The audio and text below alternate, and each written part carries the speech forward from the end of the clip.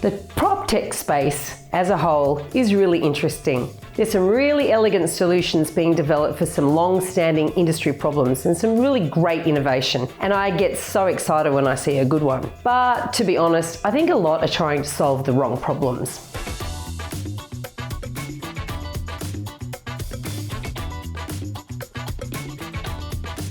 Very compelling, seemingly obvious problems, but nonetheless wrong. There's so much assumption that agents are the problem, but at the heart of it is human behaviour around the highly emotive and expensive decision making that goes on with buying property. Solve that one and you're on a winner. And I'm here to tell you that an independent valuation that everybody trusts is just a red herring. Let's face it, just because a valuer, or a bot for that matter, has put an official price on a property does not mean that the vendor who expected more is going to accept it, nor the buyer who wants to pay less. They get the problem wrong. For example, transparency with buyer and seller. I've seen clever apps that promote transparency around the offer process in much the same way an auction works. Like auctions, this is fantastic in a hot market. The agent doesn't have to be the gatekeeper of information. Buyers expect competition. They trust it more when they see it with their own eyes rather than have the agent call them and say, "Look, I've got another offer."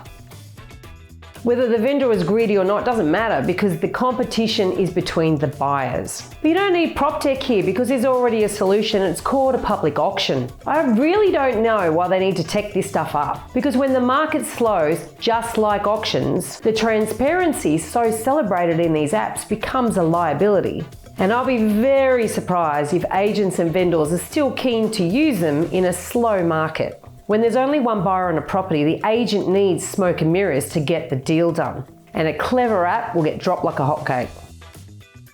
And another one I chuckle over are the off-market portals. Oh, please. The problem is that buyers find it really hard to find property in a hot market. Even in a slow market, there's never a lot of stock around, never a lot of good stock anyway. And the most obvious solution seems to be, I know, I need access to the off-market market. You know, the hidden market. So there's a crop of off-market portals where people can list their own homes quietly for the right buyer. But take one look at these off-market portals and all you see is junk listings. And what dominates is off-the-plan stock. Loads and loads of house and land packages and cookie-cutter apartments, hardly scarce, hardly off-market. And then there's a smattering of poor quality, overpriced stock that really nobody wants. There is nothing worth seeing here, folks. These portals serve as evidence to me of the myth of the off-market property. Because an off-market property that is really worth buying and well priced, well, that's scarce. No agent is going to list it on one of these portals. They're going to have plenty of buyers for that property, even in a slow market. So they're not going to waste their time posting on a desperate and dateless portal. And if the vendor posted it themselves, you can almost guarantee it's going to be overpriced. Now, I love innovation, and I do like proptech. Hell, I've invested in it. But there's a lot of really bad solutions out there, a lot of naivety, and I don't know if it's people bringing their bias from outside the industry or potentially bias from inside the industry.